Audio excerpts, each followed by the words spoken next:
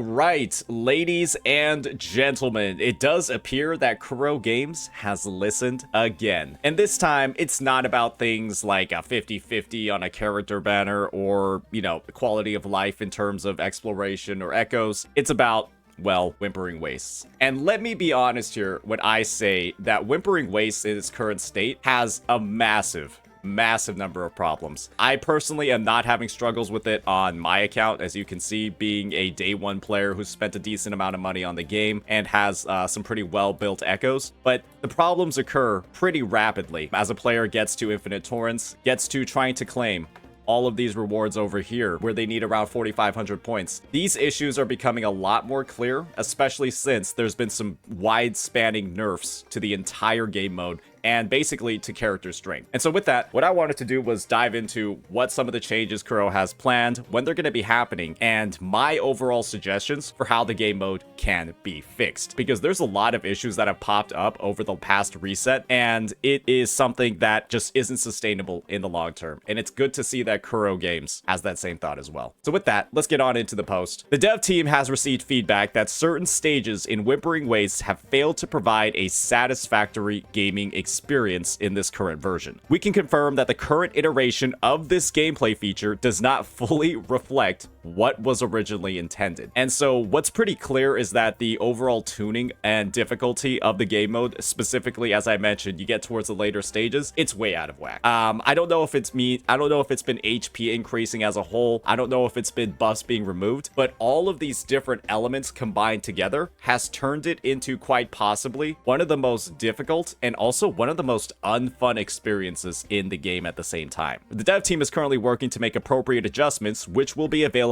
after the version 2.2 update. And so you might be thinking, boy, oh boy, that's quite a while away, but version 2.2 is actually launching in, well, you can just kind of look at it over here. Version 2.2 is going to be launching in about 9 days. And so my first thought on this is that delaying the update is definitely something that isn't the greatest thing ever. When you factor in that there's likely going to be people who are banking on claiming at least some of these asteroid rewards over here and some of the asteroid rewards over here to maybe secure a pull, maybe secure a guarantee on a character like Chang Li, like Brandt, or maybe their weapons, they won't necessarily be able to get those pulls until, well, after the 2.2 update and when their banners have passed, and then Cantarella is the next one up. So first things first, I do think that having that delay up until 2.2, even though it is only 9 days away, it's a little bit rough. And I do feel like it's something that the devs might have been able to fast track a bit more, because I don't think the changes required to fix this game mode are that crazy. And so with that, for information regarding the adjustments made, please stay tuned for the 2.2 update notice. We sincerely apologize for an experience that may not have met your expectations, and we're gonna get compensation as a result of the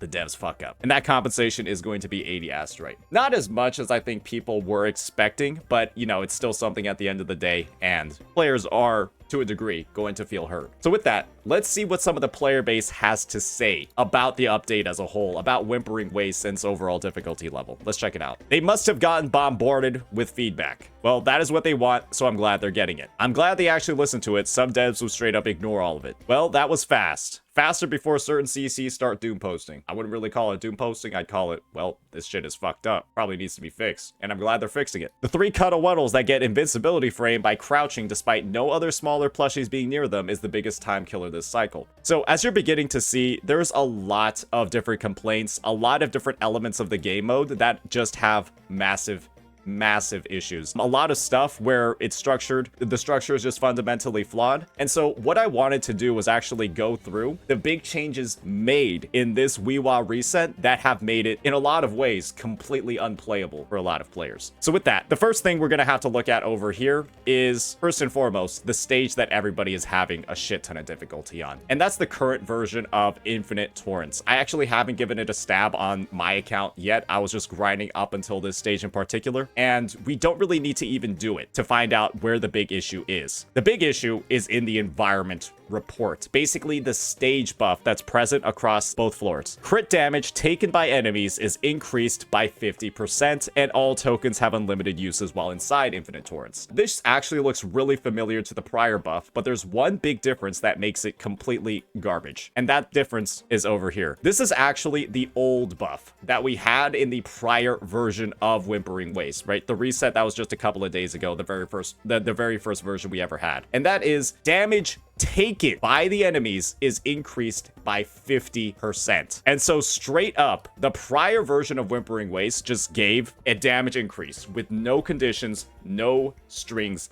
attached. And no matter what token you used, what team you ran, what stats your characters were running in with, they were able to leverage and take full advantage of this buff. However, in the current version, you basically have to crit, and you have to crit consistently. Otherwise, this buff may as well not exist for your roster. And this is the other massive issue with this. Players' access to crits and critical damage has decreased significantly in this reset of the patch, or in this reset of WhiWa. What you're going to notice here is that there are some tokens that were in the first reset that aren't here anymore, and then there are some tokens that weren't in the first reset that are now here. These are the new tokens. And let me be honest when I tell you that these tokens kind of suck ass. They're kind of completely worthless. Some purple tokens like Plunderer's Captain Seal are legitimately better than what's in the gold category. And this is the thing. I just mentioned, right, how you have to crit. You need to have a high crit rate for this environment report to have any effect at all. They made this crit dependent floor buff way different than the one we had before. And then they also proceeded to remove one of the tokens that severely buffed critical rate and damage. After casting intro skill, increases crit rate of all resonators in the team by 40% and crit damage by 80% for 15 seconds. And believe me when I say that this was basically the token, as you're seeing over here in this sample clear by somebody random on Reddit. This was the token that was pretty much unilaterally used across pretty much every single team because A, it guaranteed crits, which made it a lot easier to balance the stats on your DPS characters. And second, it also did a massive amount of critical damage as well. And so as you're doing more damage, you're clearly synergizing way more with the buff. But in this current version of WhiWa, which I have live on the screen right now, you need to crit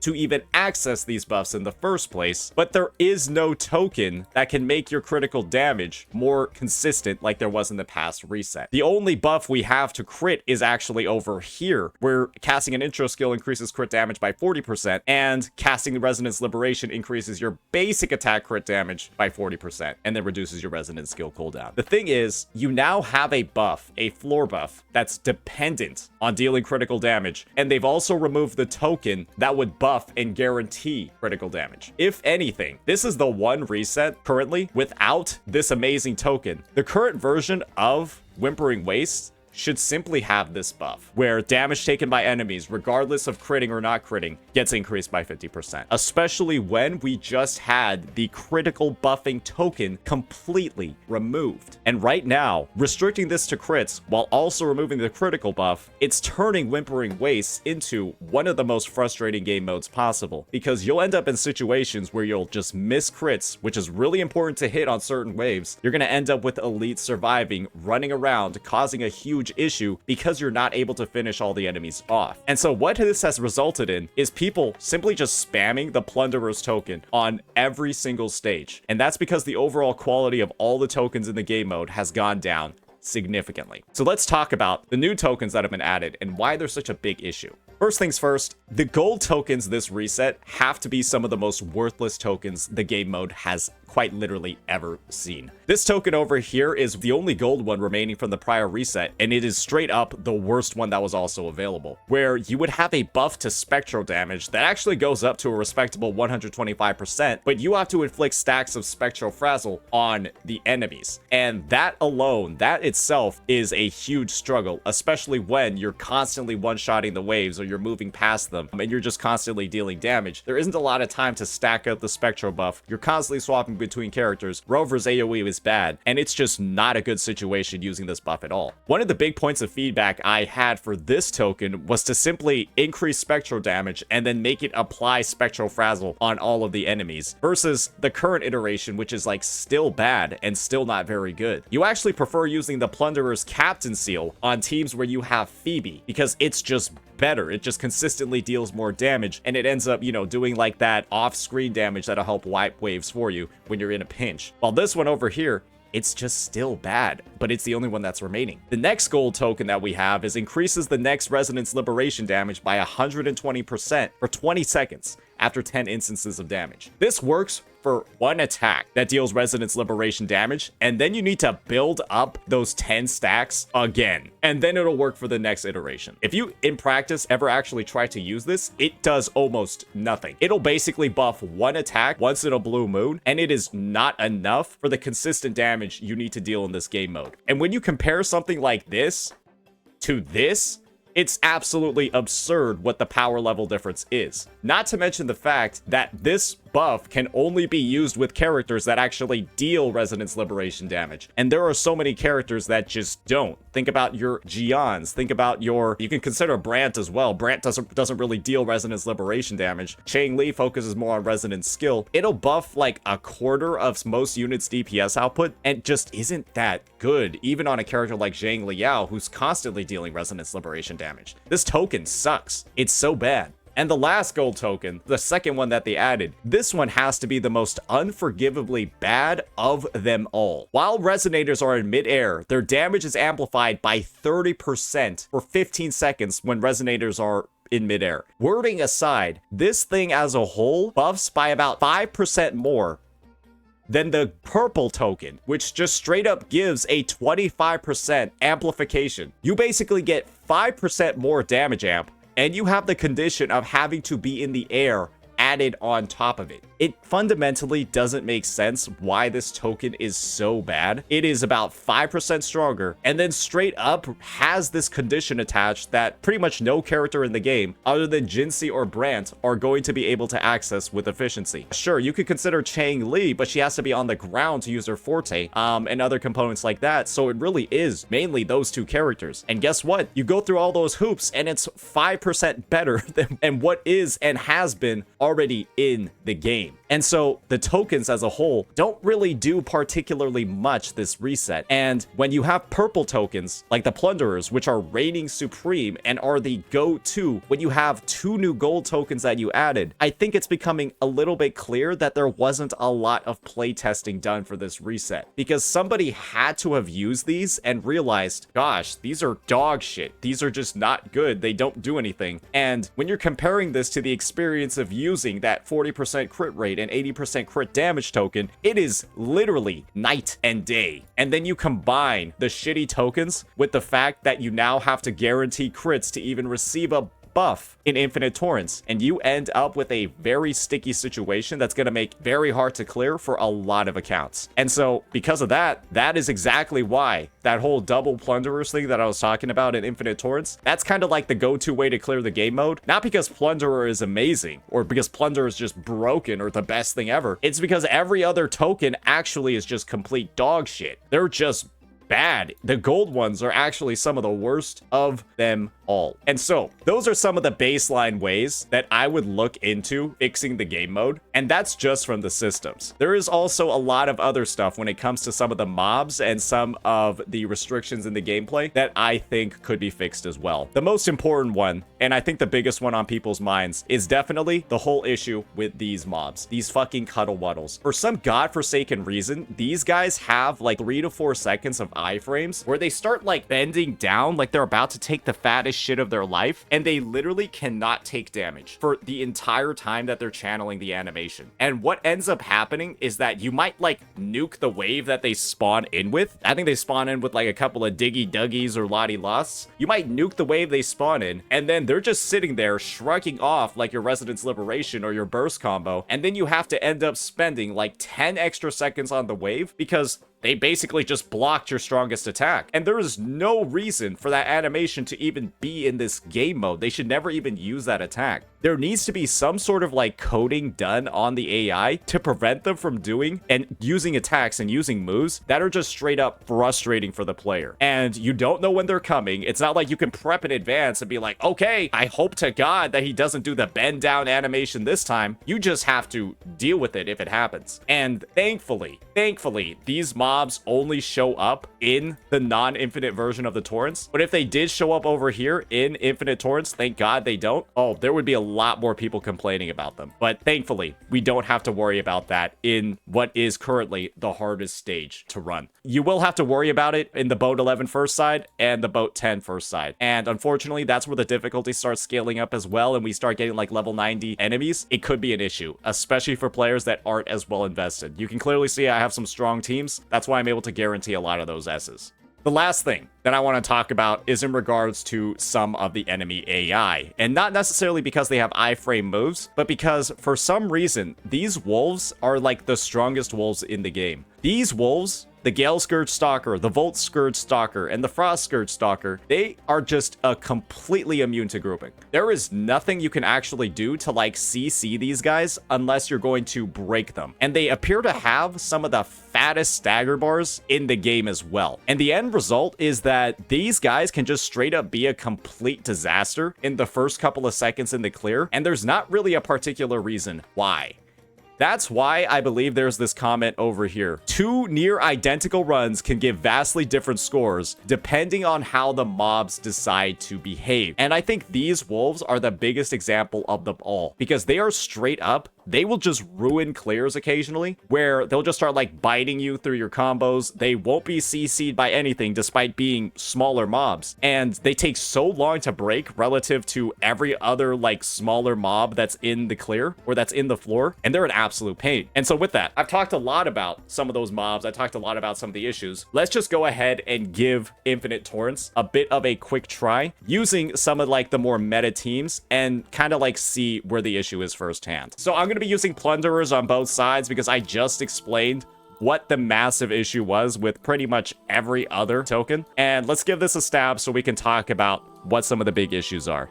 My Verita and my Mortifi. Cool. One thing that people might like or dislike about this reset is also the fact that all of the mobs are exactly the same in Infinite Torrents. Some people might not be too happy with that. They might have wanted some more gameplay variety, but those who have been grinding this before and kind of like understand the mob layout and have like strategized around specific spawns, they might think it's good. So I'll just have a neutral opinion about the mobs being the same.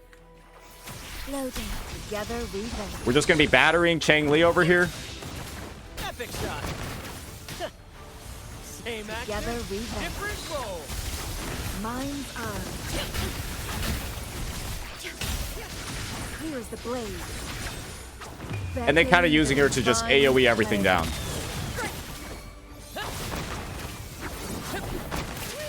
Listen carefully. Trying to get a Shorekeeper liberation off here real fast. Loading. At the helm. Let the flames Do a quick little swap over to Chang Li. Together we win.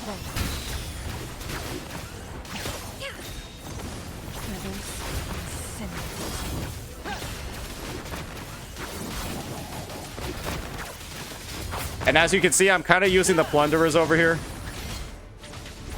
Oh my gosh, yeah, we're already running into some grouping issues. We're already running into some grouping issues.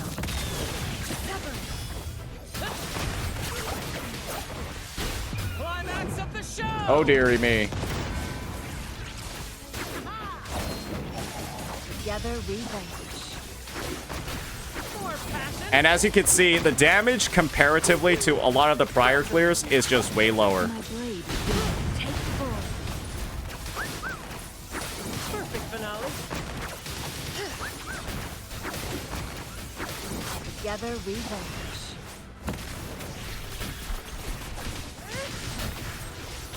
Listen carefully. Be reduced to cinders. At the helm.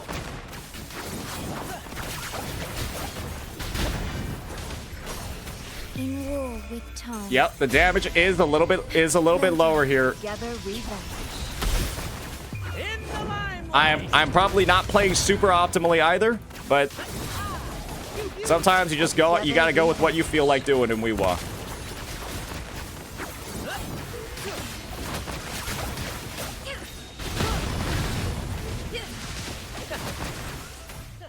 And I don't know if we got enough points there. 2.260. Okay, I think we'll be okay. We do have our Gion team, but how we perform is going to be entirely dependent on, like I said before, what the wolves decide to do.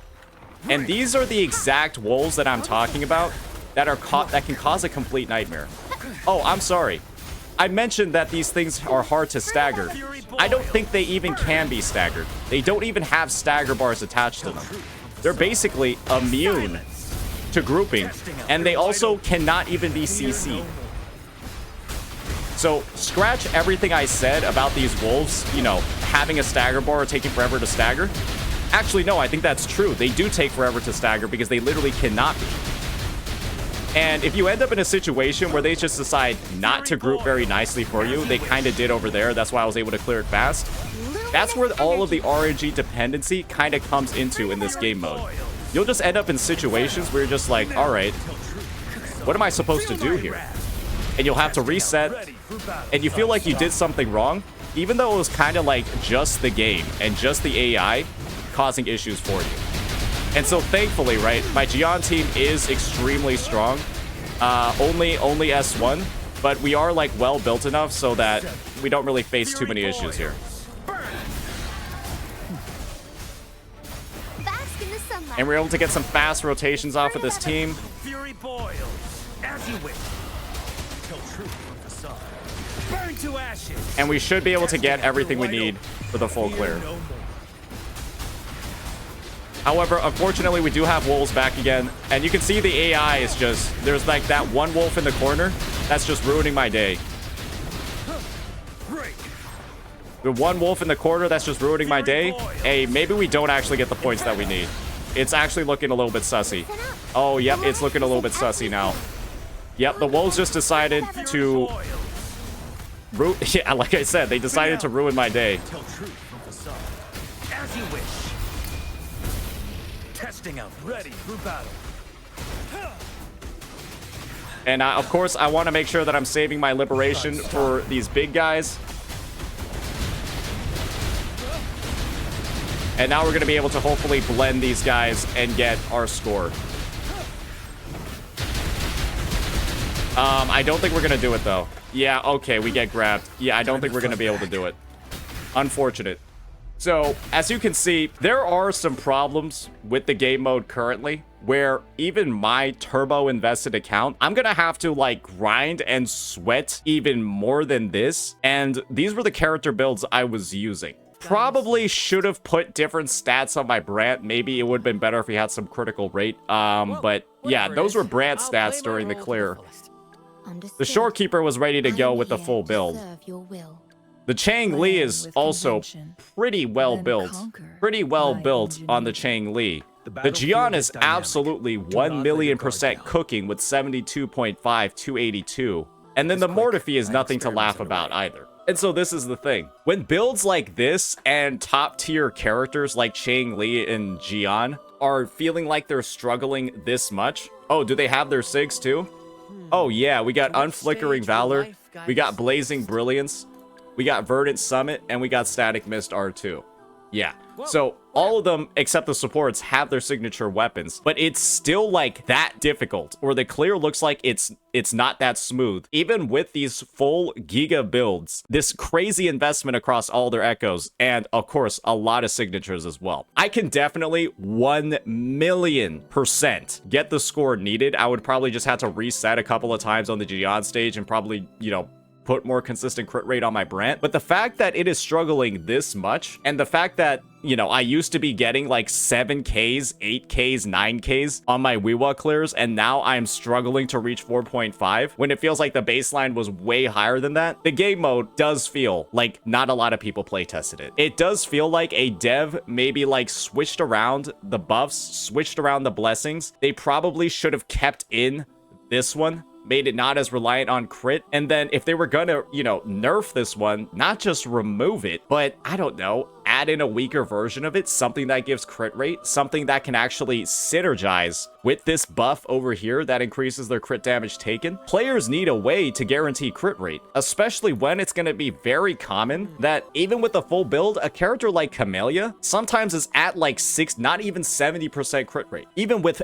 like a crit rate substat on every piece. Same thing with a character like Zhang Liao, who with their signature weapon and a full build can struggle to break 70% as well. And the thing is, guys, that just makes this so much more difficult. And in a game mode where it's honestly harder than the TOA to get the right scores, you need all the damage you can get and all the synergy with the buffs that you can get. And so while I'm glad they haven't made these super tailored around specific characters, they have also made it super unattainable for a lot of players as well, especially depending on their investment. And the fact of the matter is that when it comes to these gold tokens, these are so overly specific, and basically you have to use Phoebe, otherwise this one doesn't exist. You kind of have to use Zhang Liao, otherwise this one doesn't exist. And you kind of have to have Brant or Jinxie, otherwise this one doesn't exist. And the fact that these gold tokens, which are supposed to be the most powerful, are this character specific, has to be one of the biggest issues I've ever seen. And this game mode with the AI, the invincibility frames on enemies, a lot of stuff has to be retuned. And I do think there just needs to be more play testing in general before, you know, another version like this is released. Because I'm going to be real here, 9 days or 10 days or whatever to get these adjustments in and to get the issue fixed, that's going to kind of be a bit of a long time, especially for those who might have wanted those astrites or who were banking on those astrites, like I mentioned before, to pull Brant or Chang Li in the first place or their weapons. They might not have access to it until the banner is gone, and I don't think anybody expected the difficulty to turn up to this high of a level. I mean, you could just say it's 100 astrite. You could also say it's a matter of like people want to be able to clear. They do want the rewards now, and it could even be like a shell credit thing, right?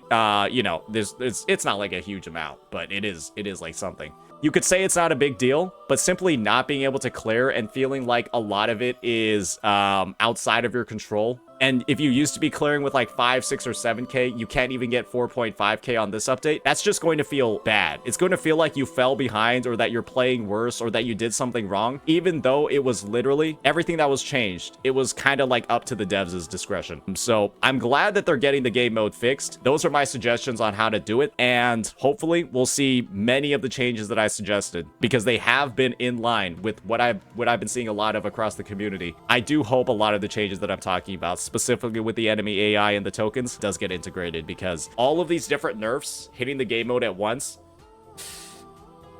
making it really unattainable for a lot of players. So with that, let me know what you think. Peace.